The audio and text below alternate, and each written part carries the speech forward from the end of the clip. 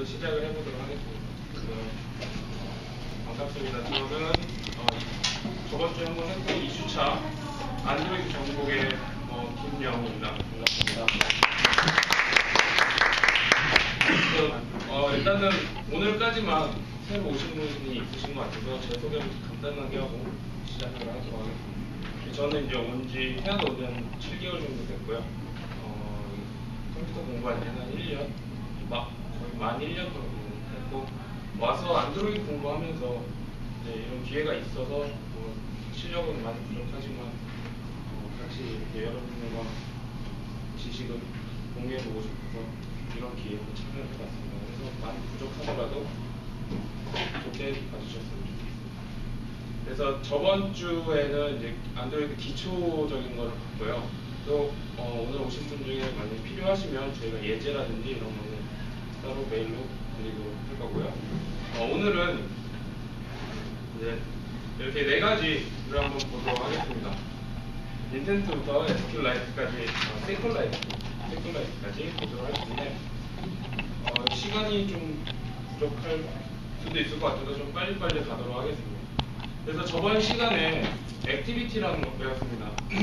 액티비티는 하나의 화면이라고 해서 이제 애플리케이션이 하나 이상의 화면을 가지고 있을 때 이 액티비티 또한 하나 이상을 가지고 있다고 했는데, 그러면 이제 이런 식으로 여러 개의 화면을 가지고 있기 때문에 화면 전환을 하면서 저희가 저번 시간에 라이프 사이클이라든지 할 때 화면 이동을 했죠. 그럴 때 이제 이런 화면 전환이라든지 이런 걸 이제 안드로이드에서 인텐트라는 걸 통해서 이제 화면 전환을 하게 됩니다. 그래서 이 인텐트라는 게 사전적인 의미로 봤을 때는 이제 이런 식으로 의도, 목적, 의향이라고 그러는데, 안드로이드에서는 이제 의도라는 의미가 좀 더 적절할 것 같고요. 그리고 이 인텐트라는 게 어떤 동작의 의도를 나타내는 메시징 시스템이라고 합니다. 그래서 이 안드로이드 컴포넌트들 사이에서 메시지를 주고받고 이제 활성화를 시키는 게 이제 인텐트라고 할 수 있는데요. 저희가 이런 식으로 컴포넌트 간에 이제 호출도 하고 나중에 이제 결과도 받고 이런 식이 될 것 같습니다. 먼저 명시적 인텐트라는 걸 한번 보고 시작을 해보도록 하겠습니다. 명시적 인텐트라는 건 저희가 화면 전환을 하는데 인텐트라는 거 안에서 이 이동할 액티비티를 명시적으로 저희가 클래스 이름을 직접 지정을 해주는 부분입니다. 그래서 이런 식으로 인텐트라는 이 생성자가 있는데 이제 파라미터를 2개로 봤죠. 그래서 이제 첫 번째 파라미터는 이 현재 액티비티 클래스가 인스턴스가 되겠고요. 그리고 이제 뒤에 두 번째 파라미터는 이 호출이 될 클래스의 이름이 될 것 같습니다. 그래서 이제 요 예제를 이제 뒤에서 좀 이따가 보도록 하고요. 다음은 이제 암시적 인텐트라는 게 있습니다. 이 암시적 인텐트라는 게 명시적 인텐트 같은 경우는 좀 전에 봤던 거는 이 같은 애플리케이션 내부에서 컴포넌트들 간에 이 화면 전환을 할 때 개발자가 이미 알고 있기 때문에 클래스 이름을 직접 지정을 할 수 있습니다. 근데 하지만 제가 만든 제 애플리케이션이 아닌 이제 남의 애플리케이션을 사용할 때 제가 이제 모르는 클래스가 있기 때문에 이제 클래스 이름이 직접 명시적으로 할 수 없겠죠. 그래서 암시적으로 사용을 하게 되는데, 이제 아까랑 좀 다르게 이런 이제 액션 다이어리라는 이 동작에 해당하는 액션을 사용을 합니다. 그리고 뒤에 데이터도 사용을 하겠고요. 그래서 이 액션 다이어리라는 건 이제 안드로이드 폰에 이미 지정이 되어 있는 부분도 있고 개발자가 직접 지정할 수도 있는데, 이제 이런 식으로 저희가 보시는 이 액션 다이얼뿐만 아니라 액션 콜부터 해서 이거 말고도 한참 많기 때문에 이 부분은 이제 좀 더 이렇게 찾아보셨으면 좋겠고요. 그래서 이제 이런 식으로 이 클래스 이름을 지정을 하는 게 아니라 암시적 인텐트라는 거, 이 동작을 지정을 해서 한다는 걸 보도록 하겠습니다. 그래서 예제를 통해서 한번 보겠습니다.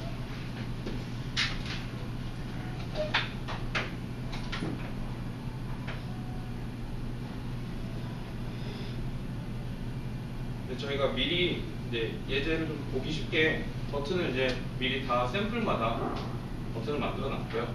이 부분을 이제 처음 오신 분들은 좀 이해가 안 되실 수도 있지만 한번 지나간 거기 때문에 그냥 넘어가면 지난주 동영상 보시면 되겠습니다. 네. 홈페이지에 가보면 동영상이 다 올라와 있고요.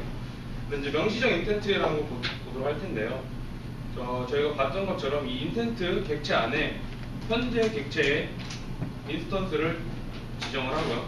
그리고 이제 두 번째 파라미터로는 이제 호출될 액티비티 클래스의 이름을 지정을 합니다. 그리고 이 스타트 액티비티라는 메소드에 이 지금 방금 위에서 지정한 액티비티를 담아서 호출을 하게 되는데, 이 액티비티를 한번 가서 보도록 하겠습니다. 이 특별히 지정한 건 없지만 현재 이 호출이 될 액티비티에서 제가 버튼을 하나 또 이제 지정을 해줘서 이 onBackPress라는 메소드를 지정을 해놨는데, 이 메소드가 뭐냐면 디바이스에서 이제 백 버튼을 누른다든지 이제 취소를 할 때의 동작을 하는 메소드.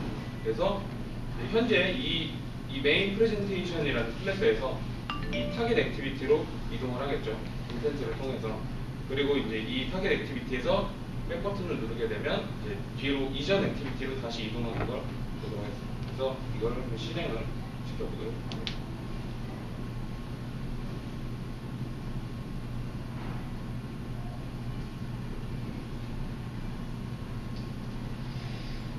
그래서 저희가 이 첫 번째가 이제 명시적으로 인텐트를 사용한 그 예제인데요.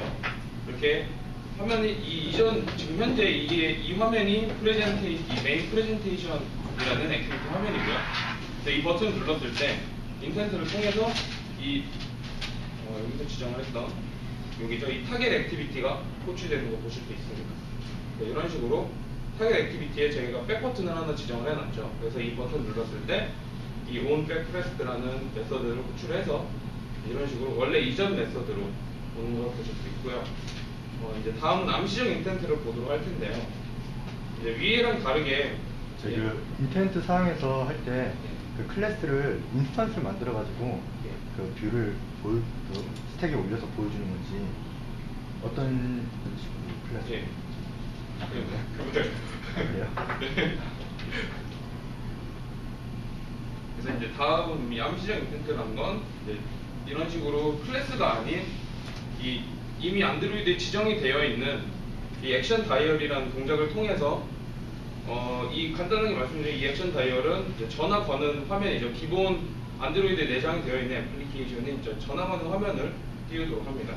그리고 이제 뒤에는 제가 이렇게 지정을 해놓은 전화번호가 나오게 되고요.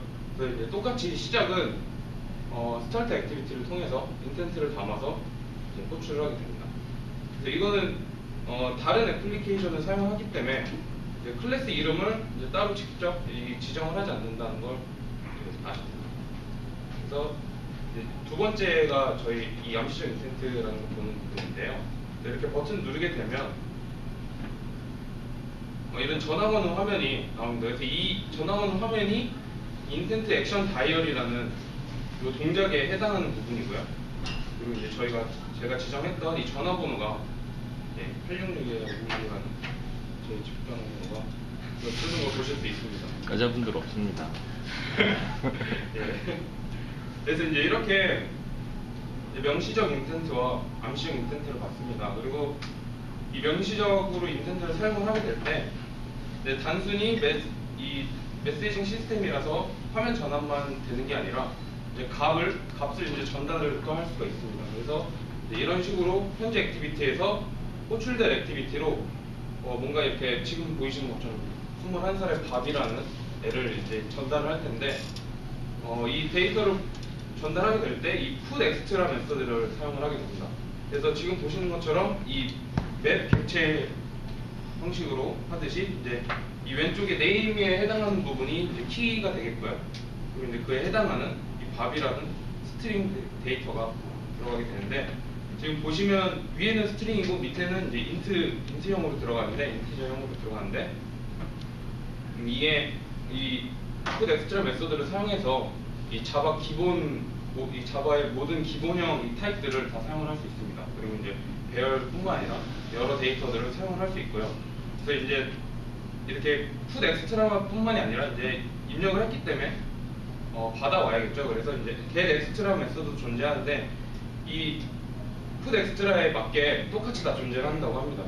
그래서 이건 이제 너무 많기 때문에 제가 예제를 통해서 잠깐만 보도록 하겠습니다. 그래서 지금 보시면 위에 이 명시적으로 클래스를 지정을 했고요. 그리고 이제 풋 엑스트라 메서드를 사용을 했는데 제가 이 하드 코딩이 아닌 이제 동적으로 이 에디 텍스트를 통해서 직접 입력을 해서 호출된 액티비티로 보내보도록 하겠습니다. 그렇기 때문에 저희가 원래 사용을 하려고 그랬던 그 인티저형이 되지 않겠죠. 에디 텍스트로 했기 때문에 이제 둘 다 스트링으로 했는데 단지 이제 스트링만 있는 게 아니라 기본형 타입의 모든 메서드가 존재한다는 걸 보실 수 있습니다. 그래서 여기 예제를 잠깐 보시면 이런 식으로 뭐 불림도 있고요. 불림 값도 가능하고요. 뭐 바이트도 되고 더블형도 되고 모든 형의 타입들이 다 사용을 할 수 있다는 걸 번들 객체도 사용을 할 수 있고요. 그래서 이렇게 인텐트에 담아서 호출하게 되면 이제 현재 이 액티비티에서 이제 받아와야겠죠. 제가 거짓말을 하는지 확실히 이제 확인을 하기 위해서 이 get intent라는 메서드를 사용합니다. 이게 이제 뭐냐면 호출이 된 인텐트의 값을 리턴을 하는 부분인데 이 인텐트를 리턴을 받아서 이제 그 인텐트에서 저희가 미리 보냈던 put extra 메서드를 통해서 보냈던 그 메서드에 해당하는 이 get string extra 메서드를 사용을 합니다. 그래서 이제 키에 해당하는 name과 age를 사용을 했고요. 그러면 이제 저희가 edit 텍스트로 타이핑을 한 그 값들이 다 넘어오겠죠. 그 다음에 이제 이 밑에는 이제 제가 텍스트 뷰에 출력을 입력받은 걸 출력을 하는 부분입니다. 그래서 이제 이 부분도 실행을 한번 시켜보면 이제 제가 여기서 이제 직접 값을 넣고요. 아까 21을 넣었죠. 이렇게 해가지고 이제 호출을 시켜보면 이제 이렇게 제가 텍스트 뷰를 통해서 출력을 한 걸 보실 수 있습니다. 그래서 키 값을 통해서 이 키와 이 해당하는 데이터인 맵 객체에 사용하듯이 그런 풋 엑스트라 메소드를 사용할 수 있다는 걸 이제 볼 수 있고요. 값 전달을 할 때 이렇게 하긴 합니다. 그리고 이제 다음은 얘가 이제 값을 전달하는 것뿐만 아니라 값을 이제 리턴을 받을 수도 있습니다. 그래서 저희가 이 호출된 액티비티로 값을 전달했는데 이제는 이 호출된 액티비티에서 역으로 이전 액티비티로 값을 전달하게 되는데요. 여기서 중요한 부분이 이 두 가지 메서드가 될 수 있는데 저희가 이전에 이 인텐트를 담아서 시작을 할 때는 start activity라는 메서드를 사용을 했는데 이 리턴을 받기 위해서는 이 start activity for result라는 메서드를 사용해야 합니다. 반드시 이 메서드를 사용해야만 값이 리턴이 됐을 때 리턴된 값을 이 이전 액티비티에서 받을 수 있다는 점이 중요하겠고요. 만약에 이 start activity만 사용을 해서 시작을 했는데 호출된 액티비티에서 값을 전달하게 돼도 이전 액티비티에서 이 전달된 값을 받을 수 없습니다. 그래서 이제 이 for result라는 메서드를 사용을 해야 되고요. 그리고 이제 밑에 on activity result 같은 경우는 이 넘어온 전달된 값을 처리하는 메서드입니다. 그래서 이 호출된 액티비티가 종료가 됐을 때 이 on activity result가 이 on activity result 메서드가 자동으로 실행이 된다고 하네요. 그래서 여기 부분도 예제를 통해서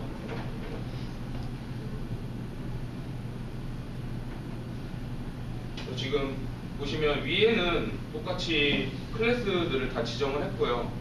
이제 제가 말씀드렸던 다른 부분이 이 for result를 사용을 한다는 거고, 뒤에 보시면 이제 intent가 아니라 뒤에 이런 저희가 미리 위에서 지정을 해놓은 이렇게 이제 1로 상수값으로 지정을 해놨는데 이게 뭐냐면 intent가 여러 개를 해서 여러 개로 실행을 할 때 intent가 여러 개일 때 값이 전달되면 값이 이제 리턴이 됐을 때 이 상수값으로 이 상수값이 이 인텐트의 아이디가 되는 겁니다. 그래서 어떤 인텐트를 통해서 다시 이 값이 돌아왔는지 확인을 하기 위한 아이디겠고요. 그래서 이제 인텐트 이게 이 웹 개발을 해보신 분들이라면 이제 리퀘스트랑 같다고 볼 수 있겠죠. 그래서 아이디를 이렇게 지정을 할 수 있다. 그래서 얘가 이 부분이 이제 호출이 된 액티비티고요. 여기서 제가 버튼을 두 개를 나눠서 OK 버튼하고 캔슬 버튼으로 두 개를 나눠놨는데 이제 OK 버튼 눌렀을 때는 이제 제가 직접 지정을 해서 이 제대로 작동이 됐다는 거를 보내고 이 전달 값을 리턴 값을 보내고 이제 캔슬 버튼 눌렀을 때는 이제 뭔가 취소가 됐다라는 의미를 갖는 버튼을 두 개로 만들어놨습니다. 그래서 이 안을 보시면 인텐트는 똑같죠. 그래서 인텐트에 이 리절트라는 키로 1, 2, 3, 4, 5 이번에 이제 인트형 숫자를 썼죠. 그래서 이렇게 역으로 보내고요. 이 set result라는 게 있는데 이게 이 전달된 값을 전달될 값을 리턴 값을 보내는 부분입니다. 그래서 뒤에는 저희가 위에서 지정을 했던 인텐트에 해당을 하겠고요. 그리고 이제 그 밑에 이 첫 번째 파라미터가 이 호출이 인텐트가 이제 다시 역으로 호출이 됐을 때 이 액티비티 리절트라는 값이 제가 처음에 말씀드렸던 이 on 액티비티 리절트 있죠. 그 메서드 자동으로 실행이 된다는 그 메서드에 이 리절트 코드라는 값으로 들어가게 됩니다. 그래서 이제 마지막으로 이제 피니시를 통해서 현재 액티비티를 종료하고 이전 액티비티로 다시 이동을 하는 그런 걸 보실 수 있습니다. 그래서 그럼 이제 이 피니시 메서드가 호출이 되면 원래 메인 프레젠테이션 액티비티로 이동이 되겠죠. 근데 이 액티비티가 실행이 됐을 때 이제 이 on 액티비티 리절트라는 게 자동으로 실행이 됩니다. 그래서 이 뒤에 파라미터를 보시면 리퀘스트 코드가 있는데 이거는 이제 저희가 인텐트를 이 for result 액티비티를 통해서 이 메서드를 통해서 보낼 때 했던 이 id 있죠. 상수값이 다시 돌아오는 거고요. 그래서 이제 이게 어떤 인텐트를 통해서 전달이 됐는지 확인을 하는 부분이겠죠. 그리고 이 리절트 코드가 저희가 좀 전에 봤던 이 set result 메서드의 첫 번째 파라미터에 해당하는 값이 됩니다. 이제 뒤에는 이제 인텐트 저희가 같이 담았죠. 인텐트까지. 그래서 보시면 이제 이 if문을 통해서 이 리절트 코드가 이 액티비티 리절트 OK라는 걸로 제대로 맞게 들어왔으면 이제 그 밑에 리퀘스트 코드까지 이제 확인을 하겠죠. 그래서 리퀘스트 코드가 또 이렇게 맞게 들어왔다면 이번엔 이게 get int extra를 사용을 했습니다. 그래서 이전에는 계속 스트링을 사용을 했지만 이번에는 get int extra 메서드를 사용했는데 이렇게 이 키값이 있고 뒤에 이 0이 뭐냐면 만약에 값을 지정을 안 해줬다면 디폴트 값으로 0을 지정을 하겠다라는 겁니다. 그래서 값을 지정을 안 했다면 0이 자동으로 들어가겠죠. 그리고 이제 밑에 토스트가 있는데 이거는 조금 더 뒤에서 말씀드릴 건데 화면에 이제 잠깐 나갔다 들어가면서 이제 텍스트 문자열을 잠깐 보여주는 그런 거라고 할 수 있습니다. 그래서 이 부분을 예제를 통해서 실행을 한번 지켜보도록 하겠습니다.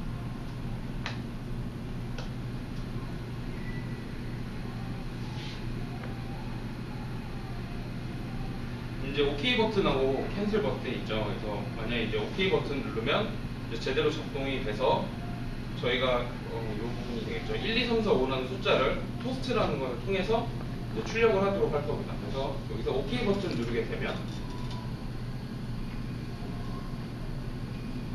이제 이렇게 보시면 이게 토스트라는 건데 조금 더 뒤에서 말씀드리겠고요. 한 번 더 보도록 하겠습니다. 이게 원래 짧게 나온 거라 길어야 뭐 3초에서 5초 사이라 한 번 더 보도록 하겠습니다. OK 버튼 눌렀을 때 이렇게 저희가 보냈던 1, 2, 3, 4, 5라는 숫자가 출력이 되는 걸 보실 수 있습니다. 이제 캔슬 버튼을 누르면 이제 저희가 이 부분에 이제 캔슬드라고 지정을 했죠. 그래서 캔슬은 이제 이렇게 캔슬까지 보겠고요. 이제 다음은 한번 이제 섞어서 저희가 입력도 하고 이제 리턴도 하고 한꺼번에 한번 보도록 하겠습니다. 그래서 이 부분에 이제 보시면 이제 사실 똑같은데 그냥 섞어만 놓은 거라고 볼 수 있습니다. 그래서 이제 이렇게 이 부분이 이제 입력한 거를 전달하게 되는 그 부분이고요. 그리고 이제 리턴을 받아야 되기 때문에 이 for result start activity for result에 이번에 이제 다르겠죠. 상수값을 다르게 해서 인텐트가 이제 동시에 두 개가 다르게 가니까 구분을 하기 위해 아이디를 지정했다라고 간단하게 생각을 하시면 되고요. 이제 본에서 이 호출된 액티비티에서 이 부분이죠. 이제 그 처음에 저희가 인텐트를 통해서 인텐트 객체에 인텐트를 사용을 했는데 이제 바로 이렇게 사용을 할 수도 있습니다. 그래서 인텐트 객체를 따로 만들지 않고도 이 메서드를 바로 사용을 해서 이 전달이 된 값을 getString extra 메서드로 알맞는 키 값을 지정을 해서 이제 가지고 얻어서 이 setText를 통해서 이제 출력을 한번 하고요. 그리고 이제 이 받은 값을 이제 둘이 붙여가지고 이 슬래시 이렇게 문자를 하나 만들어서 이제 다시 거꾸로 보내는 겁니다. 그래서 이 result라는 값을 이전 액티비티로 다시 이제 전달을 하고요. 그리고 또 똑같이 이 나머지 부분은 이제 똑같습니다. 이 result ok라는 것과 finish를 사용을 해서 현재 액티비티를 종료하고 이전 액티비티로 이동을 하는 그런 코드를 볼 수 있습니다. 그래서 이제 이 부분도 이제 이렇게 된 다음에 다시 돌아가면 또 일로 들어오겠죠. 액티비티가 종료가 되기 때문에 이번 액티비티 리절트라는 메서드가 실행이 될 테고요. 그리고 이 리절트 OK까지 들어오고 여기서 이제 갈라지겠죠. 코드 이 아이디가 다르기 때문에 이제 만약에 지금은 이제 똑같이 포스트를 사용하지만 만약에 다른 구현을 해야 되는 다른 동작을 이벤트를 실행시켜야 된다 그러면 이제 이렇게 나눠서 사용을 할 수 있습니다. 그래서 제가 여기서 이제 좀 바꿔서 이번에 폼을 한번 넣어보도록 그리고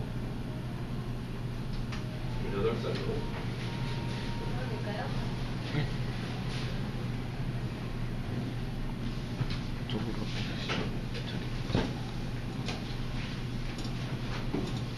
근데 이제 이렇게 입력을 한 다음에 마지막으로 이제 이 두 개 다 섞어놓은 걸 보시면 이제 이렇게 출력이 되고요. 처음하고 28이라는 숫자가 출력이 되고요. 그리고 이제 OK 버튼을 누르면 저희가 이 두 개의 이 문자열들을 합쳐서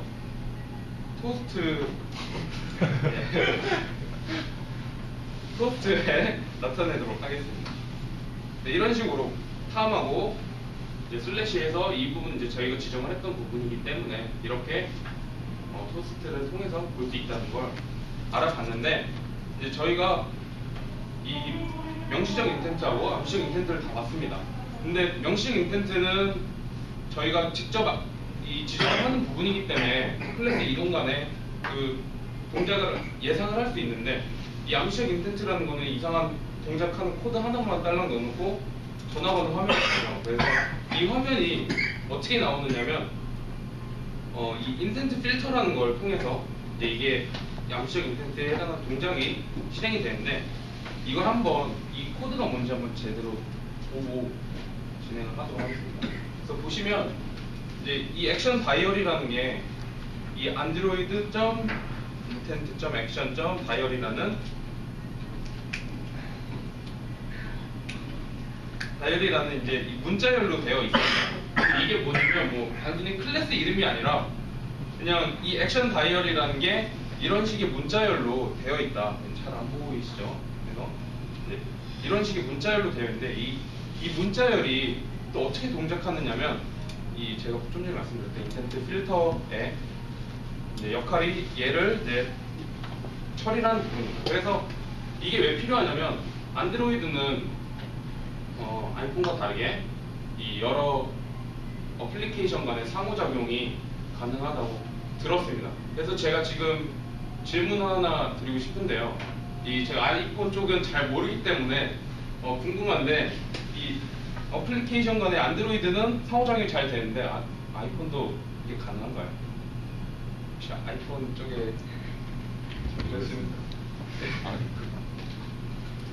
클라우드 상에서 그 파일이나 그런 것들을 공유할 수 있는데 그 같은 어플리케이션에 그 다른 사용자가 만든 어플리케이션끼리 공유는 그쪽에서 API 같은 걸 제공해주지 않는 이상 그게 가능한지는 자세히 저도 잘 모르겠습니다.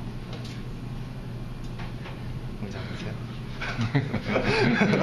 네, 그래서 안드로이드 같은 경우는 이제 개발자가 직접 이 홈 화면을 만들어서 이 디바이스에 내장되어 있는 홈 화면을 대체를 할 수 있습니다. 그래서 뭐 전화 번호 화면을 대체를 한다든지 많죠. 그리고 이제 일반적으로 어플리케이션 보면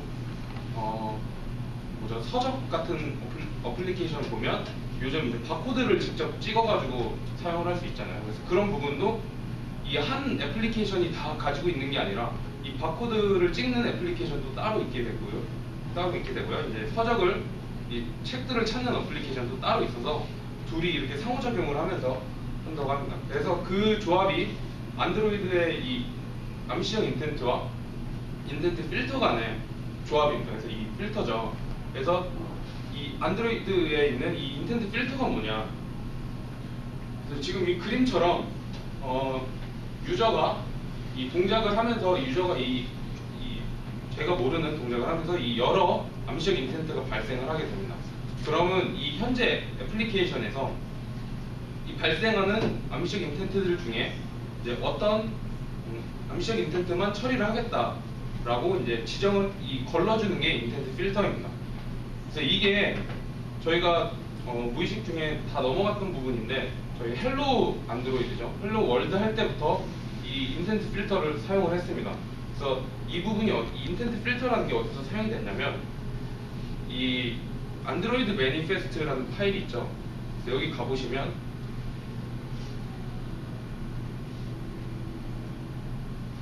이렇게 컴포넌트들이 다 수록이 되어 있는데 여기에 이 액티비티가 이제 쭉 다 있고요. 그리고 이제 한 액티비티 안에 인텐트 필터가 있죠. 이 부분이 있죠. 그리고 이제 그 안에 뭐 액션이라는 것도 있고 뭐 카테고리라는 것도 있는데 이제 이 부분 때문에 제가 이 예제를 할 때 이런 식으로 지금 다 이렇게 한꺼번에 제가 만들어 놓은 이유도 이 인텐트 필터가 이렇게 지정을 되어 있기 때문인데, 그래서 이 인텐트 필터라는 게 액션하고 카테고리하고 데이터 이런 세 가지로 구성이 되어 있다고 합니다. 그래서 액션이란 게 뭐냐면 호출될 컴포넌트가 뭔가 처리를 해줬으면 하는 작업에 해당을 하겠고요. 그래서 저희가 좀 전에 사용을 했죠. 액션 다이어리라는 걸 사용하는 것처럼 이제 뭔가 호출될 컴포넌트가 뭔가를 이제 처리를 해줘라 라고 액션을 취하게 되는 거고요. 그리고 이제 카테고리 같은 경우는 이 액션이 처리를 할 상황을 지정을 해주는 부분입니다. 그리고 이제 이 데이터 같은 경우는 이제 뭐 URI라든지 그런 걸 지정을 할 수 있고요. 그래서 저희가 좀 전에 봤던 이 액션하고 카테고리가 있는데 이게 뭐냐면 이제 이 뒤에 안드로이드.이 메인이라고 되어 있죠. 그리고 이제 뒤에 카테고리 런처라고 되어 있는데 이 메인이 이 액티비티 스택이 있으면 제일 밑에 애플리케이션 시작점인 이 루트 액티비티 위치에 지정을 시켜주는 액션입니다. 그래서 저희가 요 액티비티 하나 이 메인 프레젠테이션이라는 게 이 인텐트 필터에 해당하는 이 액션 때문에 처음에 시작을 할 때 요 액티비티만 실행이 되는 거고요. 그리고 밑에 런처 같은 경우는 저희가 이 홈 화면을 누르면 아이콘들이 이렇게 뜨죠. 그래서 그 부분에 등록을 해주는 게 이 런처에 해당하는 카테고리입니다. 그래서 만약에 제가 이런 예제를 지금 이렇게 예제를 사용을 안 하고 하나씩 다 하게 되면 하나씩 다 보여드리려고 그러면 얘를 이제 움직이면서 이 액티비티를 여기다 갖다 놓고 이제 요 메인으로 실행을 한번 보여드려야 되고요. 그리고 또 이거 내려놓고 또 다른 거 액티비티 또 끌어다 올려놓고 이렇게 해야 되기 때문에 번거로워서 이렇게 한꺼번에 다 묶어놓고 사용을 하게 된 겁니다. 그래서 이 액션하고 카테고리라는 게 있는데 이 액션이 반드시 이제 이름이 이 인텐트 객체에서 보내주는 액션과 인텐트 필터에서 지정이 되어 있는 이 문자열로 지정이 되어 있는 객체가 반드시 같아야만 통과가 됩니다. 그래서 다르면 지금 두 번째처럼 이제 통과가 안 되는데 약간 좀 다른 점이 만약에 인텐트 객체를 통해서 액션을 만약에 보내주지 않을 경우에는 인텐트 필터에 어떤 액션이 와도 다 통과를 시킨다고 합니다. 그래서 그래서 이 액션이 지정이 안 돼 있으면 어떤 액션이 인텐트 필터에 있어도 다 통과를 시켜서 실행을 시킨다 라는 걸 알 수 있고요. 카테고리는 이제 반대로 없을 경우에 전혀 실행이 안 됩니다. 그래서 카테고리를 지정을 반드시 해야 되는데 이게 왜 안 되냐면 안드로이드에서 자동으로 카테고리 지정을 안 할 경우에 지금 보시는 이 카테고리 디폴트라는 이 카테고리 값을 자동으로 생성을 시킵니다. 그렇기 때문에 인텐트 필터에서 준비가 안 돼 있겠죠. 그러면 지정을 안 해놨기 때문에. 그래서 이 암시적 인텐트를 사용할 때는 반드시 카테고리 이 디폴트라는 걸 인텐트 필터에 지정을 해놔야 된다고 합니다. 그래야만 이제 혹시라도 이 인텐트 객체의 카테고리를 같이 보내지 않아도 이제 자동으로 다 통과를 시키겠죠. 그래서 이런 식으로 암시적 인텐트와 이 인텐트 필터 간의 조합이 제가 모르는 애플리케이션 간의 이 상호작용을 가능하게 해준다라는 걸 알아봤습니다. 이게 다 이해가 되시나요? 좀 빨리빨리 진행을. 예. 인텐트 필터라는 게 제가 예. 이해하는 바로는 지금 말씀하신 걸 보면 저는 그 필터는 그냥 우리가 생각하는 필터인 줄 알았는데 여기서 말하는 거는 내가 어떤 여러 가지 어플리케이션들을 사용할 때 후킹해주는 이렇게 인스턴스를 그냥 사용할 수 있게끔 그렇게 말하는 게 맞나요 지금? 그러니까 인텐트 필터라는 게 이제 오는 액션이죠. 그러니까 저희가 원하는 거를 실행할 때 뭔가 이 암시적 인텐트라는 거에 해당하는 액션을 보내주겠죠. 인텐트에 실어서. 그럼 인텐트 필터는 이 호출될 액티비티에 포함이 되어 있는 겁니다. 그래서 이제 이게 얘가 기다리고 있다가 원하는 이 인텐트가 왔을 때만 호출이 돼서 호출이 된다는 그럼 거죠. 쉽게 얘기해서 인텐트 아까 액션들이 있었잖아요. 예. 그쵸. 실행하라라고 예. 묵시적으로 했던 것들잖아요. 암시적으로 했다는 것들. 인텐트 필터에서 저렇게 등록 안 하면 실행이 안 되는 거죠. 그렇죠. 안 되죠. 근데 지금 제가 말씀드렸듯이 액션이 없을 경우에는 또 이 받아들인다고 하는데 그럼 또 이제 카테고리랑 같이 맞춰 봐야겠죠. 액션이 없어도 카테고리가 만약에 지정이 돼 있으면 카테고리가 또 하는 그런 게 있으니까 저희가 보면 이제 이 부분에서 이제 런처라는 게 있듯이 등록을 하는 이게 이제 이 런처 화면에 아이콘을 등록하고 뭐 이런 부분인데 그러니까 액션이 없어도 이 런처는 이 카테고리는 이제 진행이 되겠죠 그대로. 그래서 만약 액션이 안 돼 있으면 그 액션이 안 돼 있는 거는 호출이 안 되고 그 부분에 해당하는 거는 호출이 안 되고 그리고 카테고리는 호출이 되고 이런 식일 것 같습니다.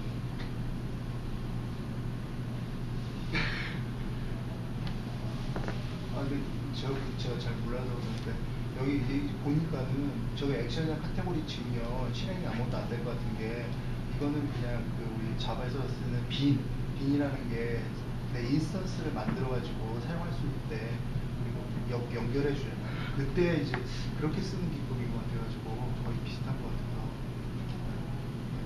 좀 중요한 것 같아서 인텐트 중요하죠. 웃으면 그 인텐트 네임을 다른 애플리케이션에 쓰고 있는 거를 어떻게 알맞겠어요, 필터로? 이게 지정이 되어 있고, 그러니까 내부에 이제 저희가 쓰는 거는 이제 이게 안드로이드 폰에 이미 내부에 지정이 되어 있는 거고, 이 사용자가 직접 지정을 할 수도 있다고 그러는데, 저도 사실 그 부분이 좀 궁금합니다. 사용자가 등록을 해서 쓰려고 하면 예. 아까 저렇게 아이디 형식으로 저렇게 이렇게 명시적으로 등록을 한 다음에 알려줘야지 쓸 수 있을 거거든요.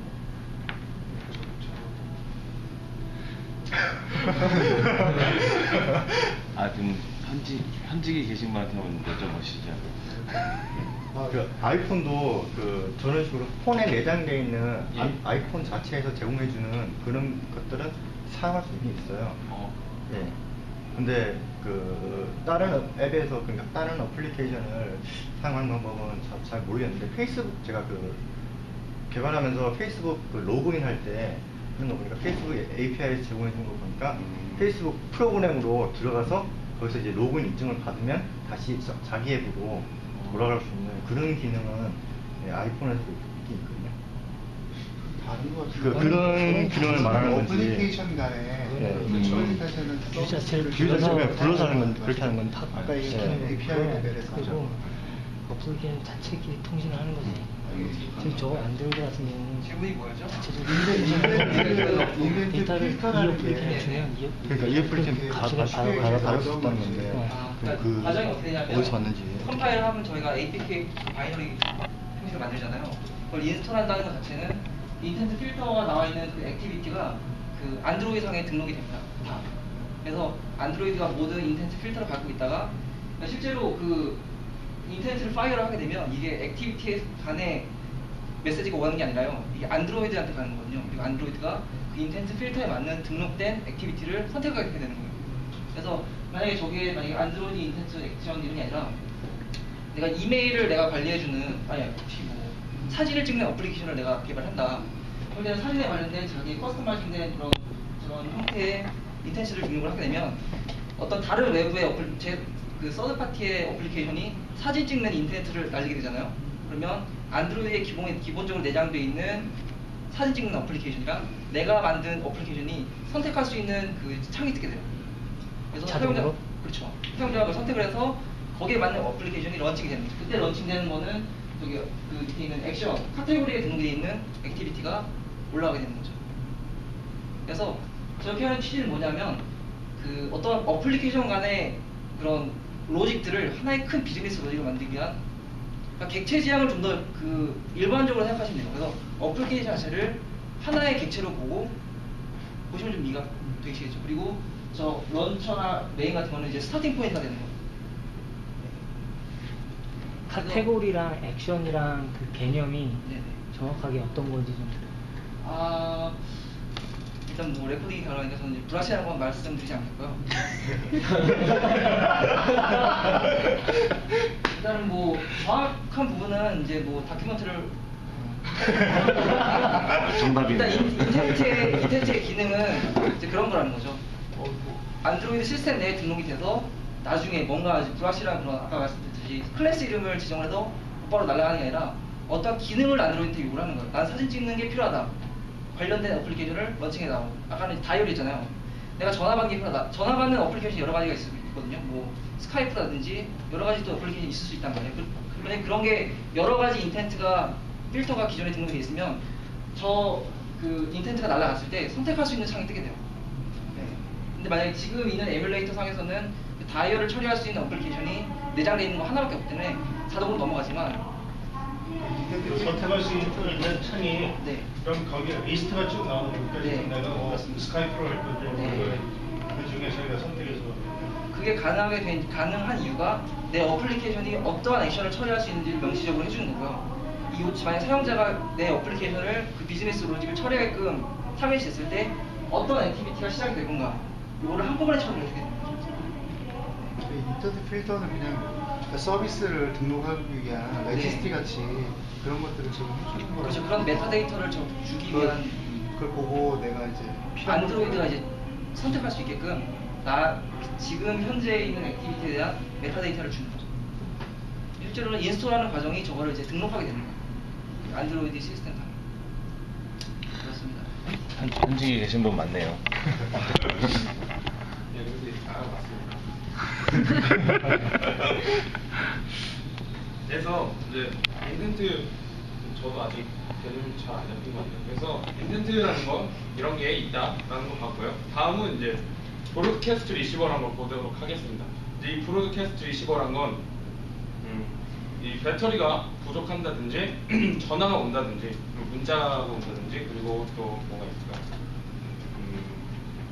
타임존이 바뀌죠. 그런 식으로 이 시스템 상태에 관한 메시지가 왔을 때 응답을 해서 모든 애플리케이션에 다 메시지를 보내주는 게 이 브로드캐스트 리시버의 역할입니다. 그래서 간단하게 생각을 하시면 이 브로드캐스트 말 그대로 이 방송국에서 뭔가 이 프로그램을 전파를 시키면 시청자가 채널을 바꿔가면서 보겠죠. 그래서 이제 그 채널에 맞게 하는 부분이 이제 그 시청자가 리시버가 되는 건가요? 브로드캐스트 리시버가 돼서 이 뭔가 브로드캐스트가 왔을 때 채널을 바꿔가면서 이제 본다라는 건데 얘가 좀 이 효율적으로 진행이 되는 게 보통 이제 제가 다음 주에 알려드릴 서비스라든가 이런 거는 이제 백그라운드에서 계속 이제 진행이 되고 있다가 뭔가 처리를 하는 건데, 이 브로드캐스트 리시버는 죽어 있다 그래야 되나요? 동작을 하지 않고 있다가 브로드캐스트가 왔을 때만 잠깐 떠서 이제 얘가 이제 응답을 하는 겁니다. 그래서 원하는 저희가 인텐트 필터가 방금 보셨던 것처럼 자기가 원하는 뭔가 인텐트가 왔을 때만 해당 지정이 되어 있는 이 리시버에 지정이 되어 있는 코드를 구현을 하고요, 동작을 하고, 그리고 다시 이제 숨는 그런 식이기 때문에 얘가 이제 계속 떠 있는 게 아니라는 그런. 그래서 이 브로드캐스트 리시버를 사용하기 위해서는 이제 먼저 브로드캐스트 리시버 클래스를 상속을 받아야 되고요. 그리고 이제 그 안에 자동으로 onReceive라는 메소드가 오버라이드 됩니다. 그래서 이 부분에서 이제 onReceive에서 원하는 이제 동작을 하는 것 같고요. 그리고 이제 이 밑에 노티피케이션이라는 것과 저희가 계속 토스트라는 거 봤죠. 그래서 이게 왜 나왔냐면, 브로드캐스트 리시버라는 게 이 따로 UI를 가지고 있는 게 아니기 때문에 이 브로드캐스트 리시버를 통해서 뭔가 사용자에게 알려주고 싶으면 이제 이런 노티피케이션이라는 것과 뭐 토스트 그리고 다이얼로그라는 것도 있을 테고요. 그런 식으로 이제 UI적으로 뭔가 이 사용자에게 알려주고 싶다면 이런 토스트를 통해서 알려줘야 된다라는 걸 이제 볼 수 있습니다. 그래서 예제를 한번 볼 텐데요.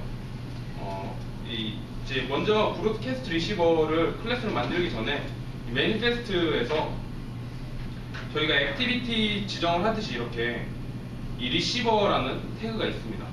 그래서 이제 자기가 이 원하는 브로드캐스트 리시버에 원하는 이제 클래스 이름을 이렇게 지정을 하게 되고요. 그리고 이제 이 인텐트 필터가 또 나오는데, 이제 이 부분이 액션으로 이렇게 지정을 해놨습니다. 액션 2개를 지정을 했는데, 이게 뭐냐면 이 브로드캐스트 리시버가 브로드캐스트가 왔을 때 이 인텐트 필터에 자기가 원하는 인텐트가 왔을 때만 이 뭔가 동작을 하겠다라는 예우입니다. 그래서 지금 이 뒤에 보시면 이게 액션 파워 커넥티드랑 이 파워 디스커넥티드가 있는데, 이제 이 디바이스라든지 그런 핸드폰에 충전을 할 때 충전기를 꽂는다던가, 이제 이 USB를 꽂았을 때 이제 발생되는 이 액션인데, 그러면 이 브로드캐스트 리시버에서 지금 이 파워가 연결이 됐을 때 얘가 이제 실행을 하겠죠, 이 브로드캐스트 리시버가. 그렇게 되면 이제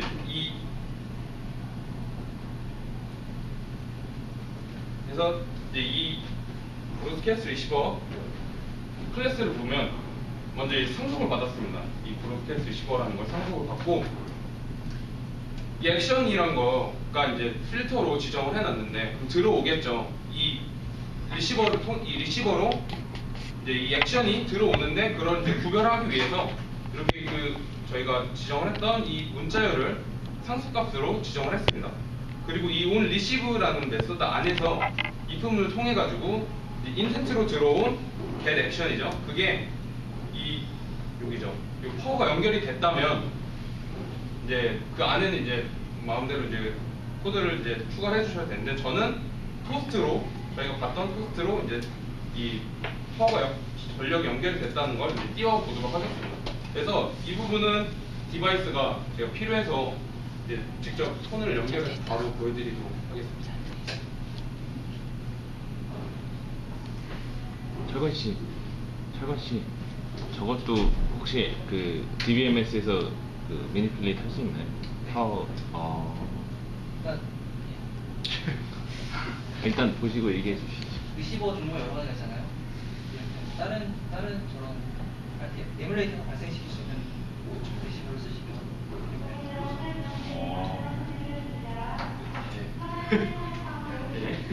그래서 이게 보이셔야 될 텐데, 이제 연결을 하게 되면 지금 이렇게 되어 있는데 다 안 보이시죠? 그래서 이제 지금 이제 전원 버튼 연결을 하게 되면 바로 이제 토스트가 뜨게 될 겁니다. 그래서 제가 연결을 시켜보도록 하겠습니다.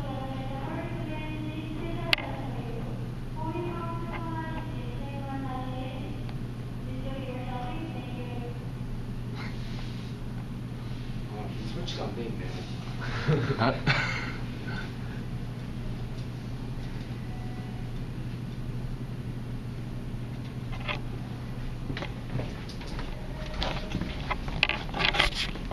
여기서 보시면 지금 이제 비어있는 예, 화면이 있죠. 그래서 이제 이게 연결을 하게 되면 여기 토스트로 저희가 지정을 했던 게 뜰 것입니다. 자동으로 이렇게 꽂으면 뜨나요? 네, 맞습니다. 그리고 이제 연결을 해제를 하면 또 그 해당하는 게 이제 뜰 겁니다. 그래서 이제 이런 식으로도 할 수 있고, 이 액션이 이것뿐만 아니라 많이 존재를 하기 때문에 그럼 이 애플리케이션이 백그라운드에 지금 떠 있어야 되는 거죠? 아니 일단 죽어 있다가 브로드캐스트가 왔을 때, 그러니까 이게 지금 연결이 됐잖아요. 그때만 이 리시버가 잠깐 나와서 지금 이 애플리케이션이 떠 있지 않은데도 예. 리시버가 할수 있어요.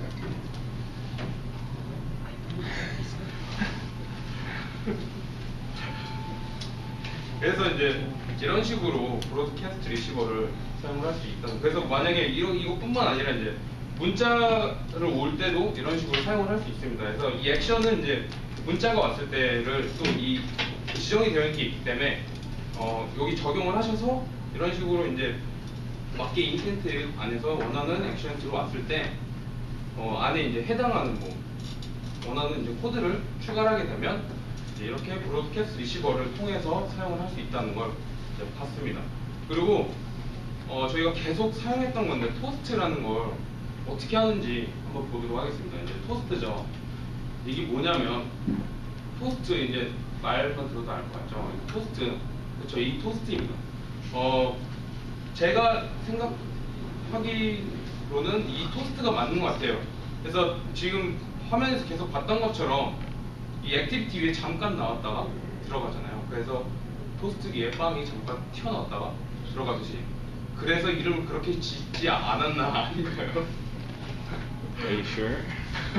저도 그 부분은 정확히 모르겠고요. 그래서 이제 추측이지만 이렇게 생각을 하면 토스트가 뭔지 좀 더 빨리 이해를 할 수 있을 것 같아서 그래서 이제 토스트를 만들려면 이 뭐 토스트기랑 빵이 아니라 이런 식의 토스트를 만들기 위해서는 두 가지 메서드가 필요합니다. 두 가지 메서드가 필요한 게 아니라 두 가지 메서드를 사용을 할 수 있겠죠. 그래서 이제 make text라는 이제 메서드를 사용하는데 안에 파라미터를 보시면 다 똑같은데 가운데 두 부분만 다릅니다. 그래서 첫 번째 파라미터는 이 현재 액티비티의 인스턴스가 되겠고요.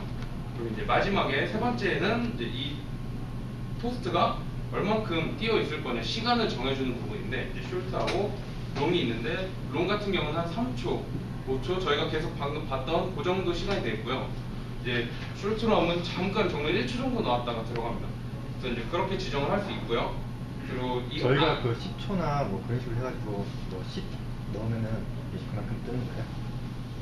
아니면 그 상수? 안 되죠. 그 이미 지정이 되어 있는 게 있어서 토스트 점에서 상수하나? 예. Are you sure? 예. 그 소스에 보면은요, 거기 우리가 숏이라고 정해준 거 있잖아요. 거기 마우스를 올려보면 아마 그게 초로 돼 있는지 아니면 그냥 뭐 주석함수 되는지 나오지 않을까요? 보도록 하겠습니다. 그리고 이제 가운데 보시면 두 번째가 이 토스트에 나타낼 이 문자열을 지정하는 부분인데 이 밑에 같은 경우는 이제 직접 이 문자열 스트링을 지정해 주시면 되고요. 이제 첫 번째 같은 경우는 이제 리소스 아이디죠. 처음에 저희가 봤던 이 RES 폴더 아래 하위 폴더인 밸류스 폴더가 있잖아요. 스트링 담아 있는 거기에 있는 이제 리소스 아이디를 통해서 사용을 할 수도 있다. 그래서 뭐 이미 저희가 썼던 걸 한번 보도록 하겠습니다. 그래서 이런 식으로 이제 토스트에 이 make 텍스트 메시지를 좀 호출을 하게 되고요. 그래서 그 안에 현재 액티비티 인스턴스랑 그리고 이게 컨텍스트라는 객체를 사용을 하는데 이 액티비티 인스턴스를 사용하는 이유가 이 액티비티라는 이 클래스 자체가 컨텍스트를 상속을 합니다. 그렇기 때문에 이제 굳이 컨텍스트를 사용을 지금은 이제 지정이 되어 있는 거지만 컨텍스트 객체를 사용하는 부분에서는 이 액티비티의 인스턴스를 사용하면 바로 사용을 하실 수 있습니다. 그리고 이제 뒤에 보시면 이제 롱이죠. 이렇게 되어 있네요. 오케이. 그래서 이제 이렇게 지정을 할 수 있고요. 있고요. 이제 보시면 여기 보면 숄트도 있습니다. 그리고 롱 숄트 있고 이제 저는 이 리소스 아이디가 아닌 이 문자열을 바로 지정을 해서 사용을 했습니다.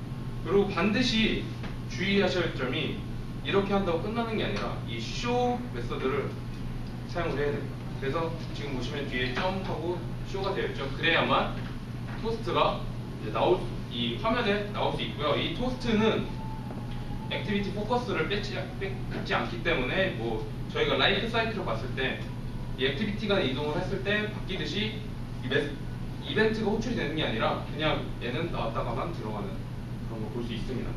그래서 이제 다음은 2개 정도 봐야 되는데 잠깐 쉬었다. 질문 하나 있죠. 예. 토스트의 위치는 항상 픽스되어 있나요?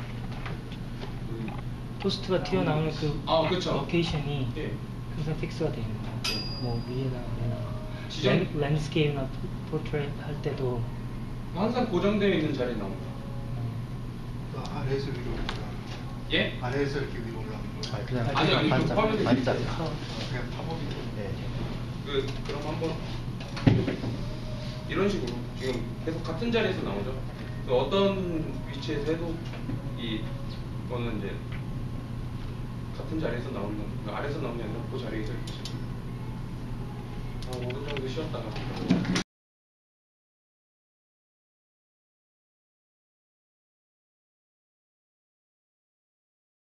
더 이어서 가도록 하겠습니다. 이제 이번에 볼 부분은 다이얼로그라는 걸 보도록 할 텐데요. 이 다이얼로그가 뭐냐면 이 애플리케이션을 이제 개발을 하다 보면 사용자에게 이제 어떤 정보를 어떤 식으로 알려줄 것인가 그런 것도 중요하겠고요. 그리고 이제 그에 해당한 반응을 어떻게 처리할 것인가가 중요한데 이 다이얼로그라는 걸 통해서 사용자에게 이 입력을 받을 수 있는 화면을 보여준다든지 이제 뭔가 원하는 정보를 전달하는 그런 기능을 가지고 있는 다른 방법도 많지만 다이얼로그라는 걸 통해서 한번 보도록 하겠습니다. 그래서 이제 이 다이얼로그가 여러 가지 방법으로 구현이 가능한데 저희는 이제 얼럿 다이얼로그라는 거 하고 프로그레스 다이얼로그라는 거 2가지를 한번 보고 가도록 하겠습니다.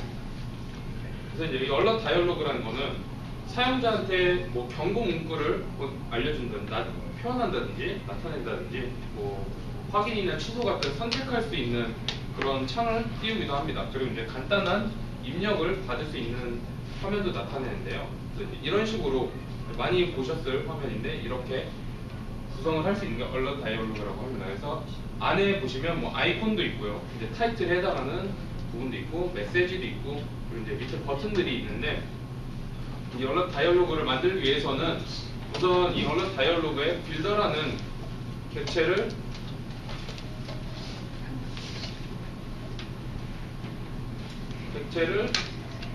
먼저 사용을 해서 이 객체를 만들어 놓은 다음에 이 빌더에 밑에 보시면 이 셋 해서 쭉 있죠. 이게 뭐 아이콘 있고 타이틀, 메시지, 뭐 파지티브 버튼인데 이게 이제 구성 요소들을 설정하는 부분입니다. 그래서 이 뭐 셋 아이콘을 설정을 해서 이 아이콘을 이제 지정을 할 수도 있고요. 그 버튼, 파지티브 버튼이면 이제 확인 버튼에 해당을 하겠죠.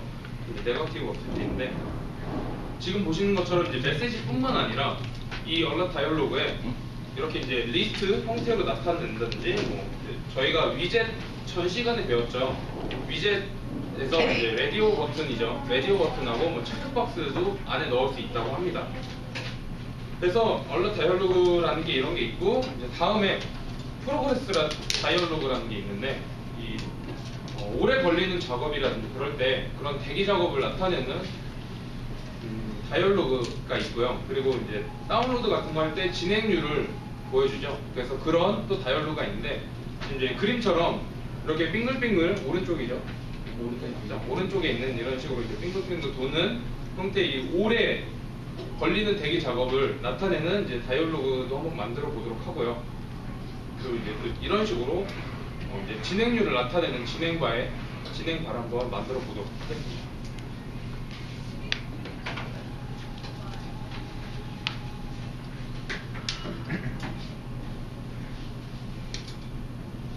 그래서 먼저 얼럿 다이얼로그를 만들어 보도록 할 텐데요. 이렇게 그렇게 어렵지는 않고요. 먼저 이 얼럿 다이얼로그 빌더 객체를 생성을 합니다.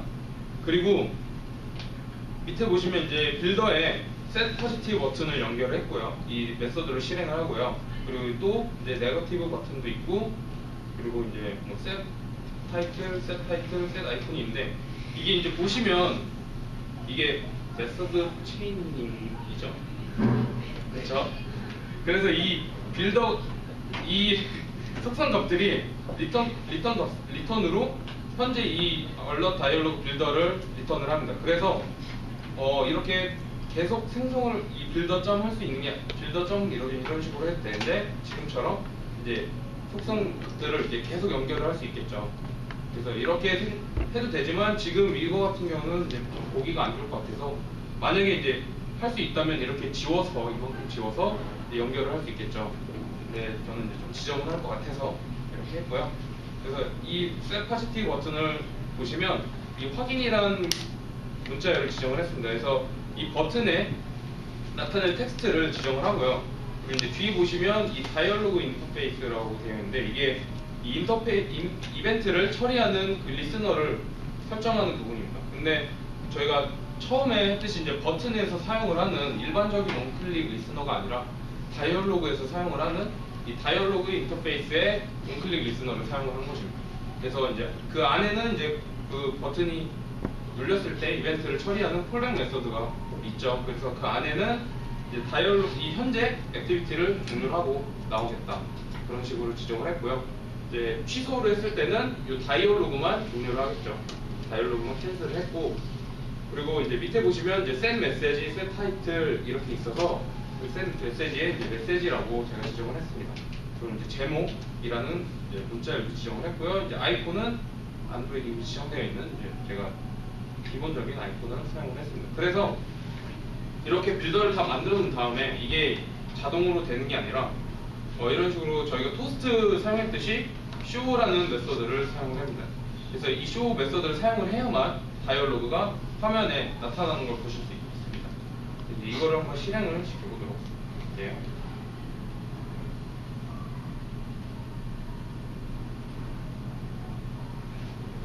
그래서 이제 이게 첫 번째 다이얼로그 샘플에 해당하는 부분이고요. 이제 이 쇼 다이얼로그를 누르면 이 밑에 보이시는 빌더 만들어 놓은 객체를 쇼 메서드를 통해서 호출을 하겠죠. 이제 누르게 되면 이제 저희가 지정했던 아이콘도 나오고요. 제목, 메시지, 그리고 이제 확인, 취소 지정했던 버튼들이 다 나옵니다. 그래서 이제 확인 버튼을 누르면 이 현재 이 액티비티 종료하고 이전 액티비티로 이동을 하고요. 그리고 이제 취소를 누르면 이 다이얼로그만 종료를 하는 그런 코드인데, 이 다이얼로그가 현재 이렇게 보시면 액티비티를 가리고 있잖아요. 그래서 저희가 첫 시간에 배웠던 그 온퍼즈, 문제가 되었던 온퍼즈가 이제 이 다이얼로그가 나와서 액티비티를 지금 가렸는데, 그러면 이제 온퍼즈 메서드가 호출이 되냐, 그래서 그런 의문점이 생기는데, 이 다이얼로그는 액티비티 안에 있는 거라 이것 또한 이제 토스트처럼 현재 액티비티 포커스를 빼지 않는다는 겁니다. 그래서 이게 다이얼로그가 떠도 이전 액티비티가 온퍼즈 메서드를 호출하는 게 아니라 이제 계속 이제 이 액티비티 이 활성화되어 있는 상태라고 할 수 있는 거죠. 그래서 가려져 있지만 활성화되어 있는 상태다라는 걸 이제 알 수 있습니다. 그리고 이제 다음은 이제 메시지가 아니라 저희가 봤던 이제 리스트라든지 체크박스, 그리고 이제 레디오 버튼 같은 거 한번 넣어보도록 하겠습니다. 그래서 이제 먼저 리스트를 한번 넣어보도록 할 텐데요. 이 메시지 자리에 리스트를 넣기 때문에 이전에 지정했던 set 메시지는 이제 삭제를 하고 set items라는 메서드를 사용하게 됩니다. 그래서 이렇게 set items 메서드를 사용을 해서 이 위에서 이미 지정을 했던 이 문자열 배열을 사용을 해가지고 리스트에 다 하나씩 보여주게 되는 건데요. 그래서 첫 번째 파라미터로 현재 이 문자열 배열을 지정을 하고요. 그리고 이제 뒤에는 이제 똑같죠. 다이얼로그 인터페이스에 있는 온클릭 리스너를 사용을 해서 또 토스트를 사용해서 이 리스트를 클릭을 했을 때 이제 어떤 리스트를 클릭을 했는지 이제 한번 보여주기 위해서 토스트를 만들어봤습니다.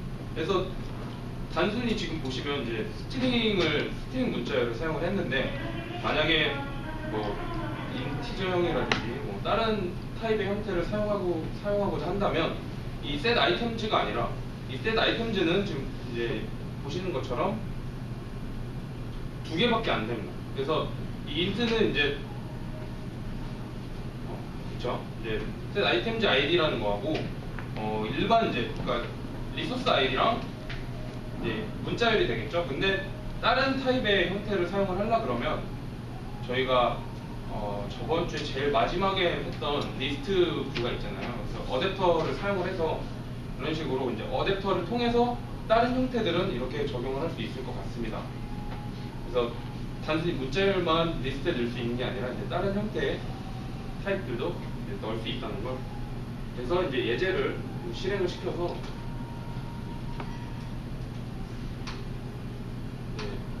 이렇게 뜨겠죠. 아이템 이제 리스트가 뜨겠고, 이제 저는 3개만 넣어놨으니까, 근데 이제 여러 개 지정을 해서 뭐 원하신다면 꽁문을 돌면서 여러 더 많이 지정을 할 수도 있겠고요. 그래서 이제 이렇게 리스트를 이제 사용을 할 수 있다는 걸 봤고요. 이제 다음은 이제 레디오 버튼을 사용을 할 텐데, 얘는 잠깐 그 데모에서 전 클릭 한번 해주시겠어요? 처음 쓰시네요. 예. 이제 이렇게 누르게 되면 이렇게 뜨겠죠. 다이얼로그 클로즈 되고. 예. 클로즈. 또 이제 다른 걸 누르면 이제 또 제가 지정을 해놨던 예를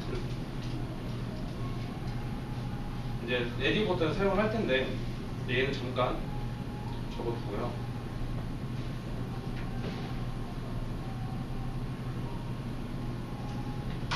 레디오 버튼을 사용을 하는데 메서드가 조금 다르죠. 이 싱글 초이스 아이템즈라고 하는데, 그냥 메서드 이름만 봐도 레디오 버튼인 걸 알 수 있겠네요. 그래서 이 싱글 초이스 아이템즈라는 메서드를 사용을 하고요. 이제 문자열이 똑같이 들어갑니다. 이 위에서 사용을 했던 문자열 배열을 사용을 하고, 두 가지는 다 똑같은데 마이너스 1이 있는데, 이게 뭐냐면 저번 시간에도 저희가 했어요. 그 체크드라는 속성을 사용을 하죠. 그래서 이 체크드라는 속성에 위젯에는 true로 해놓으면 이 현재 뷰가, 현재 버튼이 이제 클릭이 된 상태로 실행이 되잖아요. 그래서 지금은 마이너스 1로 지정을 했기 때문에 이제 아무 버튼도 클릭이 안 된 상태로 시작을 하겠고요. 뭐 이제 0부터 인덱스 번호를 사용하겠죠. 0부터 해서 원하는 이제 버튼을 누른 상태로 시작을 하고 싶다면 이제 이 부분에 지정한 이제 초기 값을 지정하는 거겠죠. 레디 버튼에. 이제 그 밑에는 똑같이 위에서 리스트 사용했던 것처럼 똑같이 사용을 하고 있습니다. 이제 이 실행을 한번 시켜보도록 할게요.